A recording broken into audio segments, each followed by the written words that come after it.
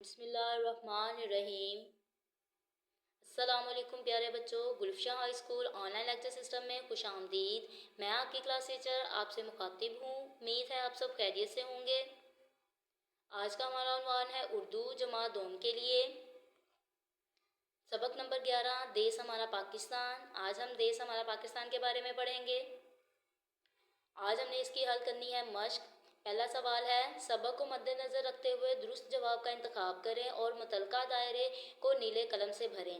یہاں پہ ہمارے پاس مروزی حصہ دیا گیا ہے، جس میں سے کچھ الفاظ دیے گئے ہیں، جو صحیح الفاظ جو اس کا جواب ہوگا اس کو ہم نے نیلے قلم سے یا نیلے مارکر سے جو ہے وہ بھر دینا ہے۔ جیسے آزادی کیا ہے؟ ایمان، امید، محنت۔ اس کا درست جواب ہے ایمان، تو ایمان کو ہم نے جو ہے اس کا دائرہ جو ہے وہ بھر دیا ہے۔ اگلا ہے، آؤ خوشی سے مل کر گائیں، دنیا میں مچائیں دھوم۔ شاعر نے پاکستان کو کہا ہے سب کی آنکھوں کا تارا۔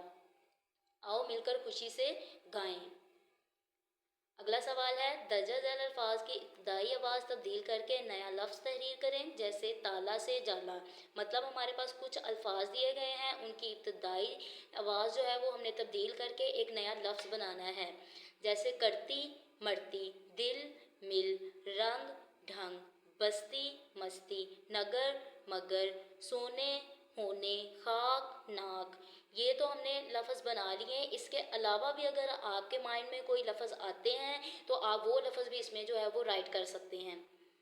اگلا سوال ہے، مندرجہ ذیل الفاظ کے جملے کاپی پر بنائیں۔ اب ہمارے پاس ہیں جملے، الفاظ دیے ہوئے ہیں، ان کے ہم نے بنانے ہیں جملے، ایمان، شان، قربان، خوشی، دھوم۔